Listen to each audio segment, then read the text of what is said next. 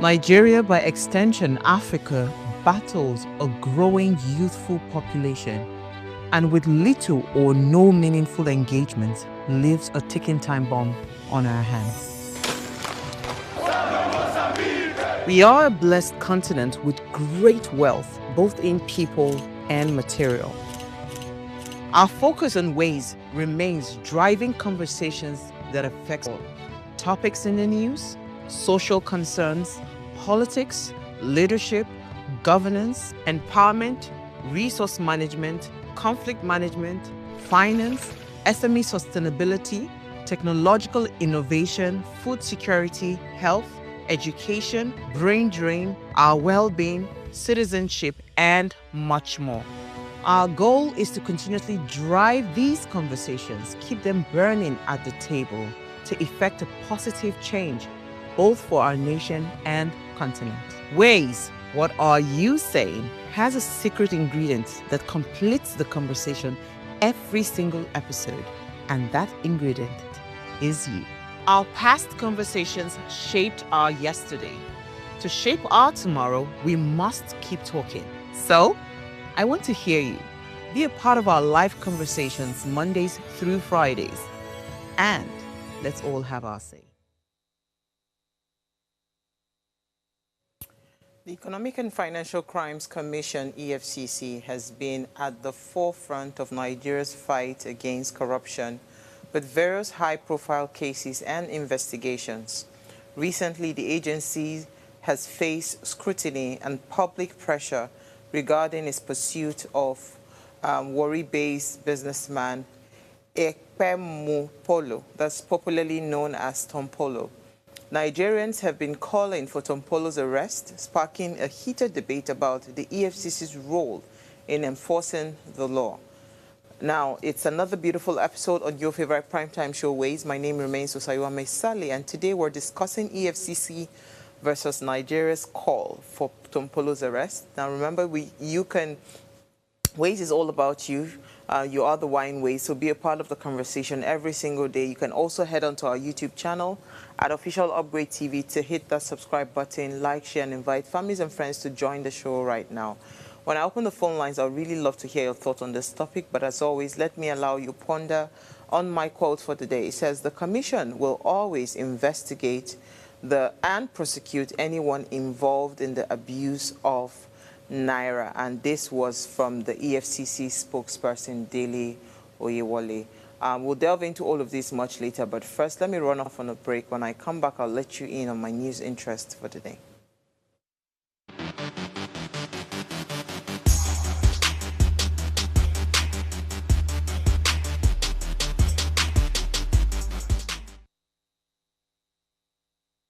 Life is made up of moments, some that fill us with joy, others that test our strength.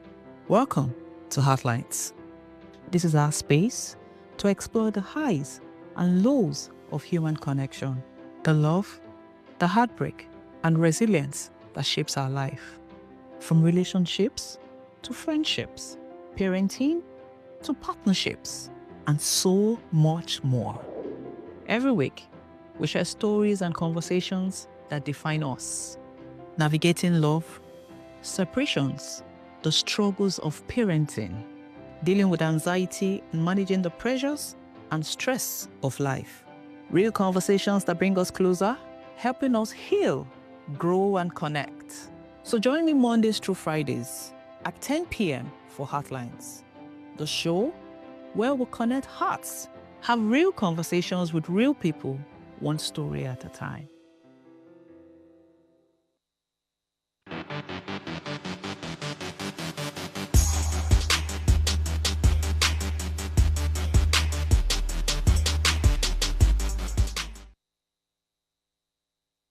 So I'm going to start off the news interest today with Natasha Akpoti-Oduan. You got to love the woman. So the court is to deliver judgment on Natasha's suspension. The case, they said the judgment will be delivered on the 27th of June. So according to the Punch, Justice Binta Nyako of the Federal High Court in Abuja has set June 27th to give a final judgment in the case filed by suspended Kogi Central Senator Natasha Akpoti-Oduanga. She is challenging her suspension from the Senate, and she took the matter to the court after the Senate, led by Senator Godswill Akpabio, Senate President, suspended her over claims of misconduct. She believed that the action was unfair and influenced by bias. In her case, she included the National Assembly, the Senate, the Senate President, and setting the, what's it called? We're awaiting that they actually pass the judgment on the 27th of June. So we'll just be on a lookout for this and see how it goes. But if you had seen the video of her entering the court, very interesting. She was so alive, you know, animated, blowing kisses, sending heart shape. Ah, that woman, she just knows how to drive it in. But I like the fact that she's unperturbed, and I like the fact that she's trying to go through the legal process. And I hope that, you know, justice would be done. So it's not, I mean, let the people, the person with the evidence and all of that, you know, that is backed by evidence, let that person win the case. So let it not be a biased situation. I'll move on to my next story. FEC, as the Federal Executive Council, approves group life insurance for government officials and civil servants. So this is actually a good thing. So let me just quickly read the story. So the federal government was given at the FEC meeting presided, the approval rather was given at the FEC meeting presided by President Bola Ahmed Tinubu at the Council Chamber of State House of Assembly. So this is, it renews life assurance for President, Vice President, and federal workers. The head of service of the Federation, D.D. Walson Jack, who briefed State House correspondents after the meeting, said that the scheme covers key government officials comprising the President, the Vice President, Chief of Staff, the Secretary of the Government of the Federation, ministers, the heads of service of the Federation, permanent secretaries, and employees of the federal government, ministries, and treasury-funded agencies. The scheme also covers Ahmed Tinubu's administration has placed welfare of staff, specifically the welfare of the federals, to have a benefit family at the time of the loss. The scheme is an annual one, and today's approval was for 2025-2026 policy year, which would commence from the date of the payment of premium to underwriters in line with the no-cover policy. However, she said that it would expire in June of 2026. Yeah, this is good. This is very good. Insurance is something that we really don't pay. I'm very guilty of just being, you know, the kind of bill that would have probably the alleged technical glitches that marred the 2025 Unified Tertiary Matriculation exams. In the interview with Sunday below 200 out of the 400 mark. So popular education advocate out of the 400 mark. So popular education advocate and chief officer of EduCare, Alex Oni.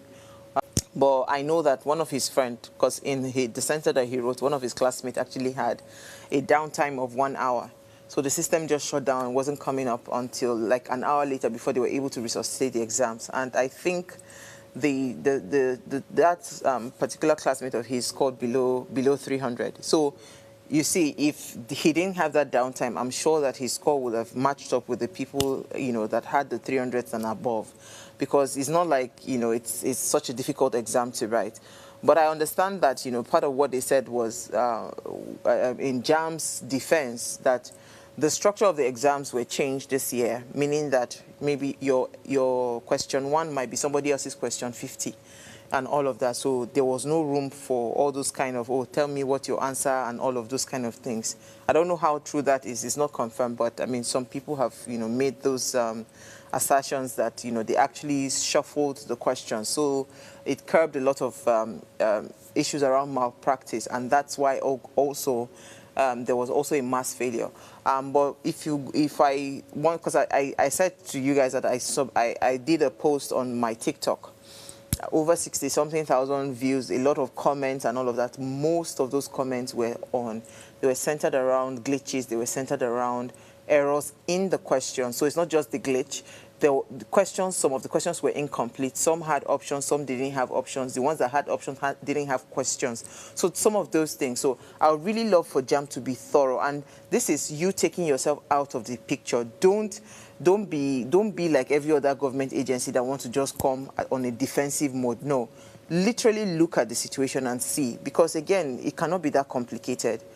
JAMB is quite a tricky exam, because imagine somebody scoring 98, I'm talking about my son now, in math, and you're not scoring, 60-something in English. It doesn't make any sense. So it's almost like every single year, even his older brother 2 years ago, same thing with English. So there's something fundamentally wrong, because, I mean, if a child is really, well, you can't really say because their WAEC exams, you can tell what their English scores. IELTS, that is an English exams, they are excelling. So what is going on? So I just feel like JAMB needs to really thoroughly look at their exams, screen it and scrutinize it. So now that they are engaging experts to probe it, so hopefully we might find some lasting solutions to, because, yeah, I mean, since it's a compulsory exam for people that want to go to schools in Nigeria, then it has to be done properly.